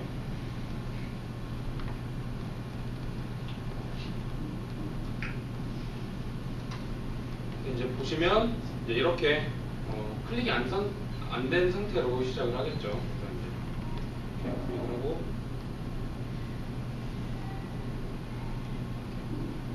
클릭을 할 수 있는 거예요. 이제 다음은 체크박스를 한번 보도록 하겠습니다. 체크박스가 조금 다른 게 이 다중 선택이 가능하기 때문에 위에서 사용한 것처럼 이 초기 값을 인덱스 값이 아니라 이렇게 이제 불린 배열을 사용을 합니다. 그래서 이 false로 지정되어 있는 부분은 선택이 안 되겠죠. 그리고 이제 true로 되어 있는 부분만 선택이 돼서 이제 여기 초기 값 두 번째 파라미터에 지정을 하게 됩니다. 그리고 이제 똑같이 뒤에는 다 똑같고요. 이제 다 똑같은데 이런 식으로 이제 레디오 버튼을 사용을 할 때는 인덱스 번호를 사용을 하고, 체크박스는 이제 다중 속성이기 때문에 다중 선택이 가능하기 때문에 이제 불린 값을 사용을 한다는 걸 이제 알아주시죠. 이제 그리고 반드시 중요한 건 이제 show 메서드를 통해서 호출이 된다는 걸 알수 있죠.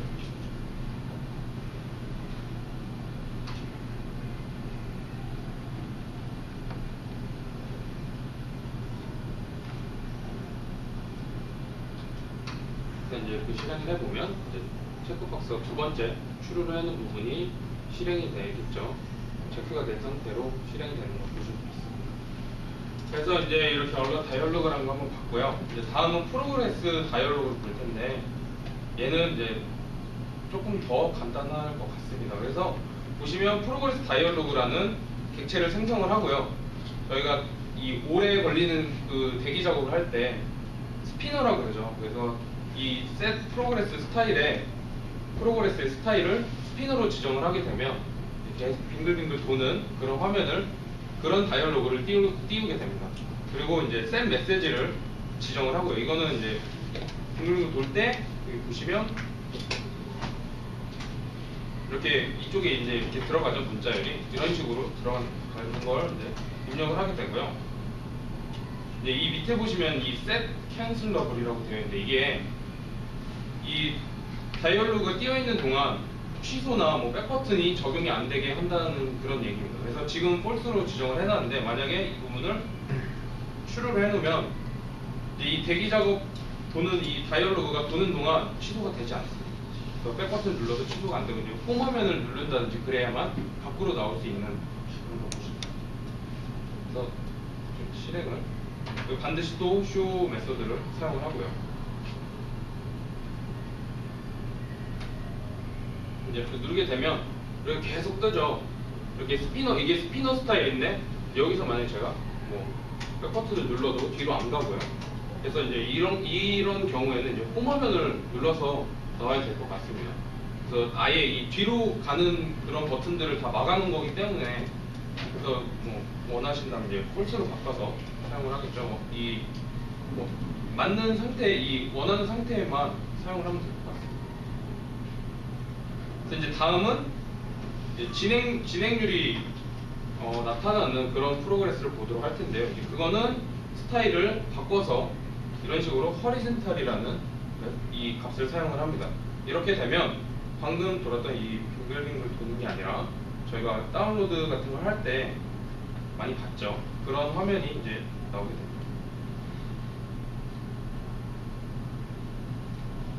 이제 보시면 이게 나오는데 이제 진행을 전혀 하지 않을 겁니다. 저희가 이제 밑에서 스레드라는 개념을 한번 볼 텐데요. 이건 이제 다음 주에 할 거기 때문에 이제 이런 게 있다라고만 넘어가면 될 것 같고요. 이제 지금 이렇게 지정을 하면 아무것도 저희가 뭐 서버를 연결해 놓은 것도 아니기 때문에 이렇게 그냥 말만 진행을 전혀 하지 않는 화면을 볼 수 있습니다. 그래서 스레드를 한번 보도록 하겠습니다. 그래서 이거는 다음 주에 할 거라 이런 게 있다라고만 이제 가볍게 볼 텐데요.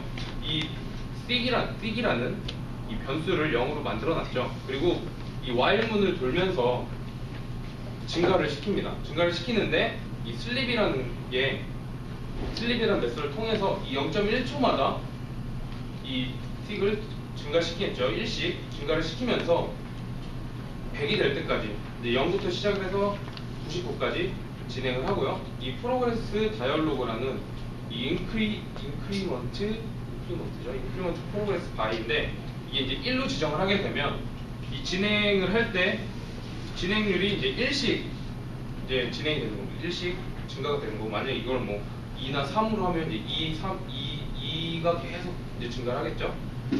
이제 그리고 이제 밑에를 보시면 이 set progress라고 되어 있는데, 이게 지금 이거는 이 1씩 증가를 시킨다는 거고, 이 set progress는 이 아예 시작을 이제 50으로 지정해 놓으면 50부터 프로그레스 바가 진행이 되는 거예요. 그래서 이제 이런 거는 제가 생각하기에는 여러 개 다운로드를 받을 때, 만약에 지금은 한 개를 받으니까 1부터 100%까지 채울 수 있는데 여러 개를 받으면 분할을 해야 되잖아요.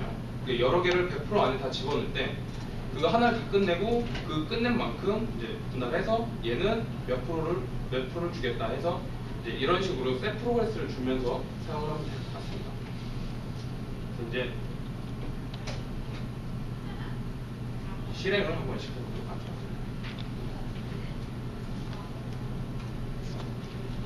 보시면 이렇게 계속 1씩 증가가 되는 거예요. 0.1초마다 1씩 이렇게 증가가 되는 거 보실 수 있겠고요.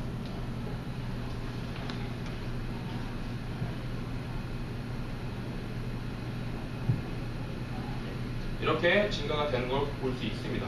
그리고 여기 이 set in determinate라는 특성이 있는데, 이게 지금 제가 false로 해놨는데, 이거를 만약에 true로 해놓을 경우에는 true로 해놓으면 이 스피너와 같은 식으로 계속 무한정으로 가는데 이 진행 바에서 계속 무한정으로 도는 거죠. 그래서 뭔가 이렇게 일씩 증가를 하는 게 아니라 계속 증가를 하는데 진행률로 보여주는 그런 겁니다. 진행 바에서 보여주는 그런 거라고 할 수 있습니다. 이제 이것까지 이제 한번 보고 가도록 하겠습니다.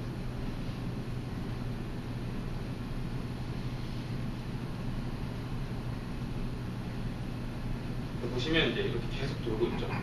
뭐 이렇게 진행이 따로 되는 게 아니라 이게 이제 이 indeterminate라는 특성을 사용을 하면 이런 식으로 이제 무한정으로 사용할 수 있다라는 걸 봤고요.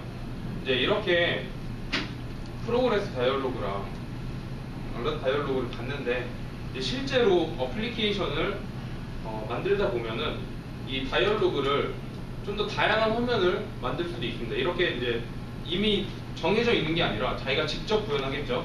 그래서 이번에는 커스텀하게 만드는 걸 한번 보도록 하겠습니다. 그래서 이제 커스텀하게 만들려면 우선요 어떤 레이아웃이 필요하겠죠. 이걸 꾸며야 되니까. 그래서 먼저 예제를 먼저 보고 보도록 하겠습니다. 그래서 이제 저희가 어떤 식으로 만들 거냐면 다이얼로그를 만들었을 때 저희가 계속 봤던 형식이 아니라 이제 저희가 뭐 색깔도 넣을 수 있고요, 아이콘도 이제 위치를 저희가 마음대로 정할 수 있겠죠. 그래서 이제 이런 식의 이제 다이얼로그를 만들어 볼 텐데요. 이제 먼저 이 두 개 아이콘과 텍스트에 해당하는 레이아웃을 한번 보도록 하겠습니다. 그래서 제가 이런 식으로 이제 리니어 레이아웃 안에 이렇게 이미지 뷰랑 텍스트 뷰를 지정을 했고요. 컬러를 빨간색으로 지정을 했습니다. 이제 마진이라는 거를 줘서 마진이랑 패딩을 줘서 이제 좀 이렇게 조정을 해서 이쁘게 나오게 만들어 놨고요. 이제 이거를 다이얼로그에 실어야겠죠. 그래서 일반적으로 저희가 사용했던 여러 다이얼로그랑 프로그레스 다이얼로그가 아닌 그냥 기본 다이얼로그를 사용을 합니다. 그래서 그냥 다이얼로그 개체를 만든 다음에 거기에 이제 셋 컨텐트 뷰죠. 저희가 사용했던 이거랑 같은 건데 다이얼로그 안에서 사용을 하는 겁니다. 그래서 이 다이얼로그 안에 레이아웃을 집어넣는 거죠. 그래서 이런 식으로 방금 만들었던 커스텀 다이얼로그 레이아웃을 지정을 하고요. 그럼 이제 여기 다이얼로그의 셋 타이틀이죠. 저희가 봤던 이 제목에 해당하는 부분들 있죠. 이렇게 지정을 하고 저희가 텍스트 뷰랑 이미지 뷰를 이제 레이아웃에 넣었는데 일반적으로 저희가 여기 이 온크리에이트에서 사용을 할 때 이 find view by id를 사용을 하는데 그거랑 좀 다르게 다이얼로그에 find view by id를 사용을 해서 다이얼로그에 직접 이 텍스트 뷰랑 이미지 뷰를 지정하는 겁니다. 그래서 그 밑에는 이제 제가 원하는 다이얼로그 텍스트를 이렇게 출력하겠다라고 이제 셋 텍스트로 지정을 했고요. 그리고 이제 또 반드시 show를 통해 호출이 된다라는 걸 이제 알아주셨으면 좋겠습니다. 그래서 이제 이런 식의 화면이 되는 겁니다. 그래서 이제 버튼을 눌렀을 때 이제 이렇게 저희가 직접 구현을 할 수 있겠죠. 그래서 이제 이렇게 커스텀한 다이얼로그를 봤는데 이렇게 되면은 저희가 원하던 그런 게 아니잖아요. 뭐 버튼이라든지 그런 게 다 있어야 되는데 이제 버튼 넣게 되면 이 버튼에 해당하는 핸들해야 될 것까지 구현을 해야 되고 코드를 구현을 해야 될 게 많아집니다. 그래서 조금 더 쉽게 사용을 할 수 있게 만든 게 이제 이 저희가 앞에서 봤던 얼럿 다이얼로그를 저희가 현재 만들었던 레이아웃에 이 커스텀한 다이얼로그랑 같이 합치게 되는 겁니다. 그래서 그렇게 되면 얼럿 다이얼로그에 있는 뭐 버튼이라든지 이런 거는 쉽게 이용을 할 수 있고요. 그리고 이제 저희가 만든 화면까지 같이 적용을 해서 좀 더 쉽게 유연하게 사용을 할 수 있겠죠. 그래서 이 레이아웃을 이 얼럿 다이얼로그에 넣어야 되는데 얘는 저희가 앞에서 봤듯이 따로 이 셋 컨텐츠 뷰를 해서 받는 그런 메소드가 없고 이 셋 뷰라는 메소드가 있습니다. 그래서 이 레이아웃이 XML 문서로 되어 있는 레이아웃을 뷰 객체화 시켜야 되는데 그게 거기서 사용을 하는 게 지금 이 부분이죠. 좀 생소한 용어가 또 나온 거일 수도 있기 때문에 이 인플레이트라는 걸 사용을 해서 이 XML에 있는 문서를 객체화 시키는 거죠. 그래서 이제 뭐 사전적 의미로 보면 이제 부풀리다라고 하죠. 그래서 이 XML 상의 이 코드를 이제 이 뭐라 그래야 될까 입체화 시켜야 되나요? 입체화 시킨다 그러나요? 그래서 이제 객체화 시켜가지고 사용을 하게 되는 겁니다. 그래서 만약에 이걸 사용하려 그러면 레이아웃이 바로 사용이 안 되니까 아마도 이 인플레이트라는 걸 통해서 객체로 이 객체화 시켜서 사용을 하는 것 같네요. 그래서 이제 뒤에는 또 똑같고요. 이렇게 불러들여서 이 레이아웃의 뷰죠. 뷰의 find view by i를 통해서 요만큼을 커스텀한 다이얼로그를 사용하기 위한 레이아웃을 객체를 만들어 놓은 거고요. 그리고 이제 아래 보시면 벌럿 다이얼로그의 빌더 객체를 또 생성을 해서 이제 set positive 버튼은 이제 제가 버튼은 이제 특별히 지정을 안 했습니다. 그래서 이런 식으로 이름만 텍스트만 지정했고요. set view에다가 set view를 통해서 이 레이아웃 위에서 만들었던 이 뷰 객체죠. 그걸 담아서 빌더에 보내주는 그런 형식입니다. 그래서 이제 이것을 사용을 하게 되면 이런 식으로 버튼을 좀 더 쉽게 사용을 할 수 있겠죠. 저희가 이전에 봤던 커스텀 다이얼로그를 사용하게 되면 버튼도 다 만들어야 되고 그에 해당하는 핸들로까지 또 다 만들어야 되기 때문에 코드가 복잡해집니다. 그래서 이제 이런 식으로 벌럿 다이얼로그 기능을 모두 다 사용을 하면서 커스텀하게 만들 수 있다는 걸 볼 수 있습니다. 그래서 이제 여기까지 다이얼로그를 봤고요. 이 다이얼로그라는 게 이제 사용자에게 정보를 전달한다든지 뭐 간단한 입력을 받고 이런 이제 소통을 하는 거죠. 이 애플리케이션과의 소통의 기능을 가지고 있기 때문에 이제 이런 걸 좀 더 커스텀하게 만들어서 사용을 하면 좀 더 이제 나은 애플리케이션이 되지 않을까 하는 생각이 듭니다. 근데 이제 여기까지 다이얼로그를 봤고요. 이제 마지막으로 시퀄라이트를 보도록 하겠습니다. 좀 어려울 것 같기도 한데 이 시퀄라이트가 데이터베이스죠. 저희 처음에 특징 설명을 할 때 했던 부분입니다. 그래서 이 시퀄라이트는 지금 보는 것처럼 이제 일반적인 이 오라클도 있고 뭐 MySQL, MS SQL 다 있는데 같은 데이터베이스죠. 그래서 DB 중에 하나인데 휴대폰과 같은 이제 적은 메모리에서도 최적화되게 이제 동작을 하는 적합하게 동작을 하는 그런 데이터베이스라고 할 수 있습니다. 그래서 보시는 것처럼 기능이 자꾸 간단해요. 뭐 모바일 환경에서 많이 사용을 한다. 또 이제 SQL분을 이용을 한다. 그런데 여기 특징이 이런 식의 밑에 보시면 이제 세 가지 정도 나눌 수 있는데 이 onCreate 메소드라는 게 있고 이 onUpgrade라는 메소드가 있습니다. 그래서 이제 이 onCreate 같은 경우는 데이터베이스가 오픈이 됐을 때, 데이터베이스가 생성이 됐을 때 이 onCreate 메소드가 자동으로 호출이 되면서 이 테이블을 생성하는 메소드를 주로 사용을 하게 되겠고요. 그리고 이제 onUpgrade라는 거는 뭐 컬럼이 추가가 된다든지 레코드가 추가됐을 때 이 사용자가 직접 버전이란 걸 지정을 해줍니다.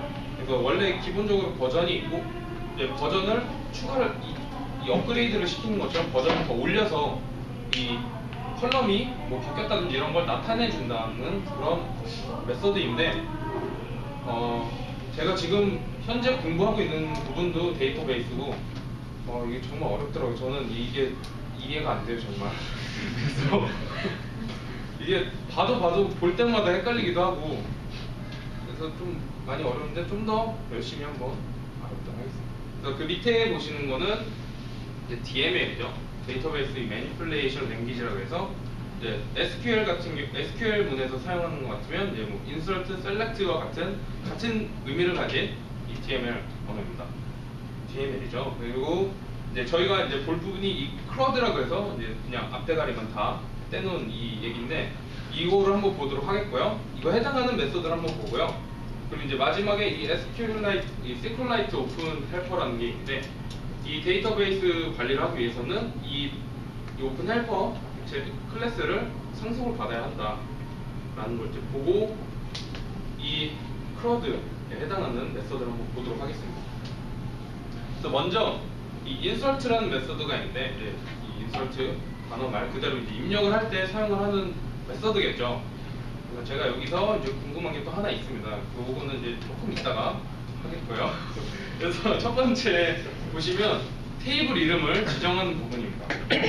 그리고 이제 마지막에 세 번째가 보시면 이 컨텐트 밸런스라 그래서 이 입력할 값을 지정을 하는 부분이고요. 이두 번째가 제가 이게 계속 찾아봤는데 잘 안 나오던 부분인데 이 널 처리를 한다는 겁니다. 컬럼명을 여기다 지정을 하게 되면 그 컬럼을 널로 만든다는 건데 현재까지는 이 부분을 이 널 처리라는 컬럼명을 널이라고 지정을 한답니다. 그래서 그 이유는 이 SQLite가 전혀 값이 없는 이 행은 허용을 하지 않는다 그래서 이 부분은 널로 한다 그러는데 뭐 선생님 말씀하시기로는 이게 뭐 아직 나중에 사용한다 그러는데 이게 정확히 무슨 뜻인가요? 제가 이거 찾아봤는데 이건 잘 안 나오더라고요. 모르겠습니다.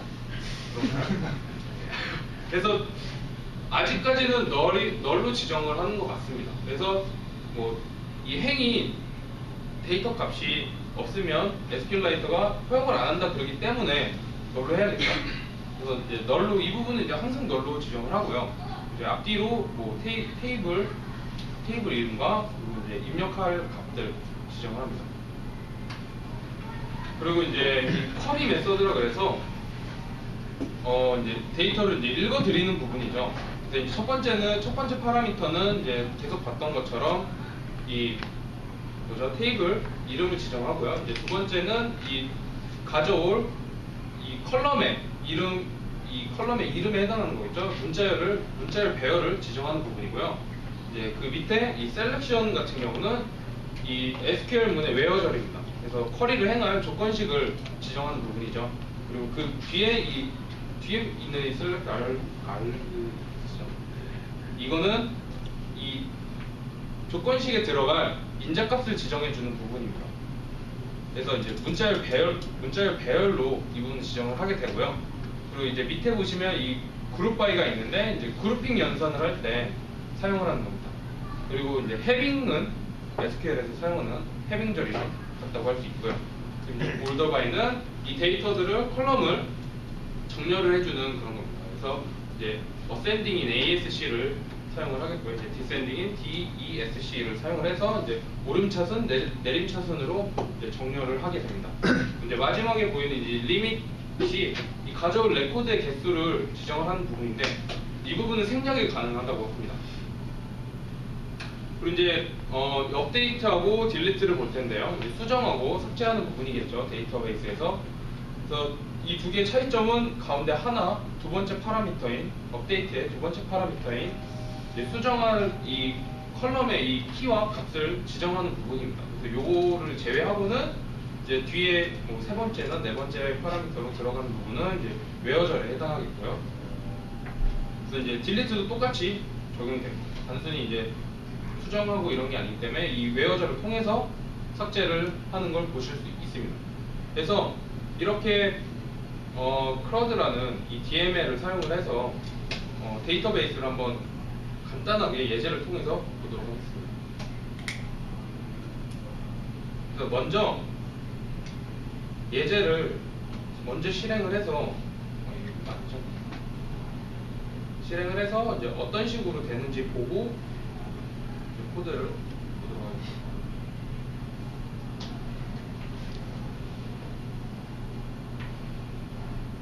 이제 이렇게 버튼이 하나 있고요. 그래서 저희가 이제 버튼을 누르면 아무것도 안 되네.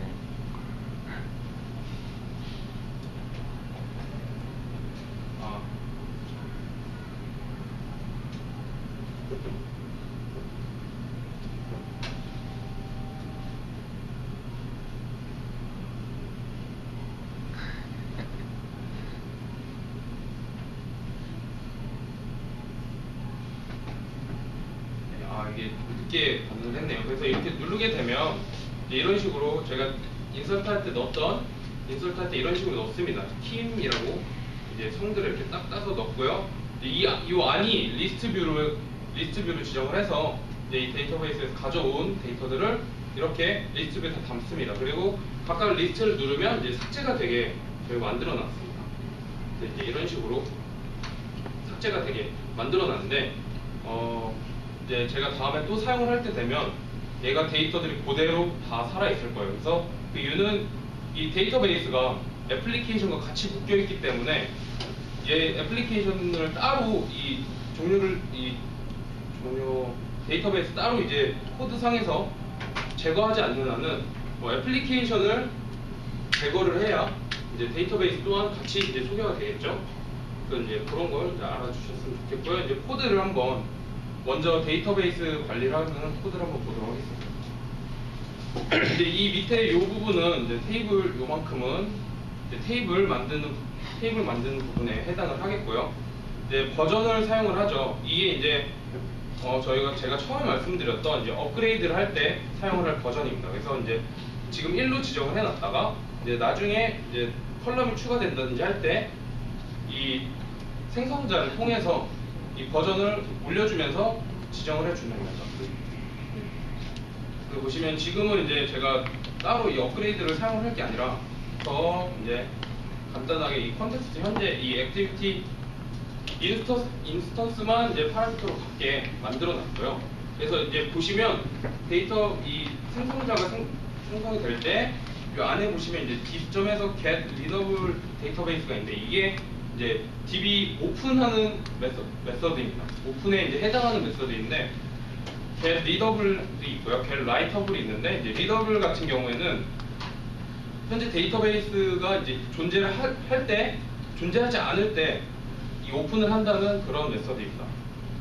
그래서 이제 이렇게 그러면 이 핸들하는 클래스에서 생성 이 DB를 DB 어댑터라는 생성자를 이제 생성자 객체를 바로 만들기만 하면 바로 DB가 오픈이 되겠죠. 그러면서 이제 실행이 되는 게 이 onCreate 메서드입니다. 이게 이제 저희 액티비티에서 봤던 그게 아니라 만약에 액티비티에서 사용했던 onCreate면 이 현재 이 액티비티가 이 DB 어댑터 액티비티가 아니죠. 이 클래스가 실행이 되면서 얘가 바로 되겠죠. 근데 이거는 여기 위에서 사용한 이 DB를 오픈했을 때 오픈을 하자마자 실행이 되는 메서드입니다. 그래서 자동으로 이 SQL 문을 사용을 해가지고 테이블을 생성하는 걸 볼 수 있고요. 이제 업그레이드 같은 경우는 이제 지금처럼 SQL 문을 똑같이 사용을 하는데 이 파라미터를 보시면 이제 올드 버전, 뉴 버전이 있잖아요. 그래서 이제 이거는 자동으로 안드로이드에서 해주는 겁니다. 그래서 버전을 바꿔줬을 때 자동으로 이 업그레이드 메서드가 호출이 되면서 기존에 존재하는 테이블을 다 삭제를 시킨 다음에 새로 onCreate 메서드를 통해서 이 테이블을 생성하는 걸 볼 수 있습니다. 그리고 이제 밑에서부터는 이제 저희가 봤던 크라드에 해당하는 메서드를 보도록 할게요. 그래서 이제 컨텐트 밸류스라는 이제 객체를 생성해서 이 푼 메서드를 통해서 테이블에 각각 테이블 컬럼에 맞는 이 해당 데이터를 지정을 했죠. 그리고 이제 밑에 보시면 이제 인설트를 사용을 했는데 여기 보시면 이제 널을 했죠. 아까 그 널 처리하는 부분에 널을 사용을 한다. 그리고 이제 처음에는 첫 번째 파라미터로는 이제 테이블 이름을 지정을 하고요. 그리고 이 마지막 이제 들어갈 데이터를 하는데 이 인설트가 제대로 입력이 됐을 때 로그 아이디라는 리턴 값을 반환을 합니다. 근데 만약에 실패를 하거나 뭔가 잘못됐을 때는 -1을 반환을 하기 때문에 지금처럼 이제 -1이 아닐 때 리턴이 되게 만들어 놓은 거고요. 그리고 이제 다음은 이제 데이터를 읽어드리는 부분인데 지금 보시면 테이블 네임이 들어갔죠. 그리고 이제 가져올 컬럼에 해당하는 이 이름들을 지정을 했습니다. 그래서 ID, name, age 이렇게 넣고 이제 나머지는 쭉 다 널로 지정을 했기 때문에 상관이 없는데 마지막에 이 어센딩을 사용해서 오름차순으로 정렬을 하겠다. 그리고 이제 리밋이죠. 마지막에 이 레코드 개수를 가져오는 거는 이제 생략을 시켜서 이렇게 쿼리 메서드를 통해서 데이터를 가지고 오는데 이 쿼리 메서드가 이 커서의 인스턴스를 리턴을 합니다. 그래서 지금 보시는 것처럼 이 커서의 move to first 메서드를 사용을 해서 이 커서가 이 컬럼의 처음에 해당하는 부분을 가리키면서 이제 이 두 Y를 문을 돌면서 데이터, 이 컬럼에 해당하는 데이터들을 모두 다 가지고 옵니다. 그리고 이제 또 move to next를 해서 다음 컬럼에 아니라 레코드에 해당을 하겠죠. 그래서 이런 식으로 전부 다 도는데 이제 꼭 굳이 두 while문을 써야 하냐? 이제 저는 스탠다드하게 했기 때문에 두 while문을 썼는데 뭐 원하지 않는다면 이 move to next를 사용을 해서 바로 다 가지고 올 수도 있습니다. 그리고 이제 업데이트 하는 부분이죠. 업데이트랑 이제 딜리트 하는 부분인데 이제 둘이 예. 퍼스트를 콜하지 않으면 처음 성공했을 때 그게 처음으로 갈지 않으면 저거를 맨 처음에 그러니까 그 커서를 흥분한 다음에 무브 퍼스트를 호출하잖아요. 예. 그러니까 그게 꼭 호출해야 되는 거니까 맨 처음에 딱 그때 맨 그렇죠. 처음에 디폴트로 무브 퍼스트 그 처음에 가있지 커서를 않아요. 가리키고 있는 건지 아니면은 아니, 그건 커서를 리턴할 때 맨 마지막에 있을 것 같은데 퍼스트를 올려줘야지 라이브를. 그리고 ID 플러스 그 오름차순해졌잖아요. ASC가 그게 여기요? ID로 오름차순하라는 말이에요. 그쵸. 플러스. 예. 그리고 이제 주신 시점이 여기 항상 띄었죠. 띄었어요. 띄어야 되지. 그 이상하네. 그거 왜 띄우지? 이게 붙여놓으면은 그 아이디 한 거고 다 이렇게 이어지니까 저희 이 테이블 만들 때 이런 식으로 사용을 하잖아요. 그래서 이게 저도 고생을 많이 했는데 이 어딨죠? 이 어센딩을 그냥 띄지 않고 다 이 상태로 이렇게 하면 정렬이 안 돼요. 그 컬럼 네임인 줄 알겠죠. 그쵸. 컬럼 네임으로 이 ASC까지 다 들어가가지고 항상 띄어야. 이 커서 아이터링 하는 게 그럼 move to first랑 move to last, 그다음에 move to next, 예, 그렇죠. previous가 다 있는 거예요. 예, 다 있습니다. 여기 보시면 일반적으로 데이터베이스 프로그램 할 때는 커서는 항상 그 포워딩만 되게 되잖아요. 프리비어스는 없을걸요 아마? 없을 커서가? 것 같아요? 아니 없을걸요. 이게 툴팁 보여주세요. 네. 보시면 프리비어스도 있네. 이미 이런 퍼스트, 라스트, 넥스트. 요 부분은 삭제하도록 하겠습니다. 그래서 이제 이렇게 메소드를 봤고요. 이제 업데이트 부분은 이런 식으로 이제 펄슨이라는 이제 오브젝트에서 이름하고 AD를 가져옵니다. 그래서 이제 담고 보시면 이제 뭐 특별하게 이제 어려운 건 없을 것 같아요. 뭐 테이블 이름 지정하고 이제 조건식을 이렇게 지정하고 이제 마지막에 보시면 이게 객체가 이 리턴이 될 때 이 수정한 개수가 리턴이 되잖아요. 그래서 이제 0보다 크게 해야 반드시 이제 없을 경우에는 이제 수정한 게 아니기 때문에. 그리고 이제 아래 보시면 딜리트도 똑같습니다. 딜리트는 이제 단지 이제 수정하는 부분만 없겠죠. 그리고 이제 이렇게 데이터베이스 관리하는 거를 봤고요. 시간에 쫓기고 있습니다. 그래서 이 펄슨이라는 거, 이 데이터 모델도 이런 식으로 만들어 놨습니다. 그래서 이렇게 쭉 만들어서 생성자 만들고 뭐 getset으로 해서 다 가져온 다음에 이제 투스트링으로 보여줄 수 있게 만들어 놨고요. 그리고 이제 마지막으로 이 핸들할 부분인데 보시면 이제 저희가 리스트 뷰를 사용을 했기 때문에 이렇게 이 부분에 어댑터를 사용을 해서 이 send list update를 통해서 어댑터를 리스트 뷰에 지정을 하고요. 이 어레이 리스트에 가져온 데이터들을 다 담습니다. 데이터베이스에서 가져온 거를 어레이 리스트에 담아서 이제 리스트 뷰에 보여줘라. 그런 부분이고 이제 여기는 이제 버튼 눌렀을 때 제가 이렇게 지정을 했죠. 이렇게 지정을 해서 넣고 이 리프레시 리스트는 제가 따로 만들어 놓은 겁니다. 그래서 이 부분은 여기서 중복이 되지 않게 해놓은 거겠죠. 데이터 이 모델이랑 데이터베이스랑 겹치면 이제 계속 중복이 되면서 막 6개, 막 7개, 막 6개 뭐 이런 식으로 더블로 데이터가 입력이 될 거기 때문에 한번 클리어 시키고 이제 다시 담고 그런 걸 이제 볼 수 있습니다. 그리고 이제 마지막에 디스트로이 될 때는 이제 DB를 종료를 하고요.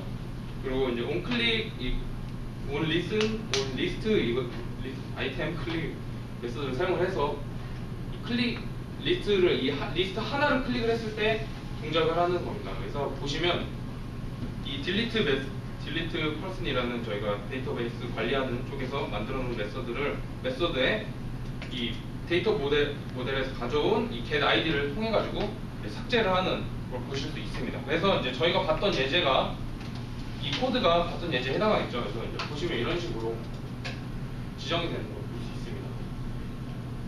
그래서 오늘은 좀 이제 마지막 좀 급하게 하긴 했지만 이렇게 마치도록 하겠고요. 뭐 새로 오신 분들은 이제 저번 시간에 뭐 동영상이라든지 이런 예제 같은 거 원하시면 이제 메일로 제 여기 메일이 있습니다. 이 메일로 보내주시면 좋겠고요. 저번 주에 딱 하나 메일이 왔어요. 딱 하나. 네, 저 무슨 잘 모르겠지만 이제 비회원이라 그래서 저한테 메일이 와서 이제 바로 다 보내드렸으니까 어떤 메일이든지 다 받겠습니다. 저번이랑 똑같이 오늘 강의가 마음에 안 들었다 그래도 다 받고요. 다 수용해서 다음 주에 좀 더 멋진 강의를 보여드리도록 하겠습니다. 정말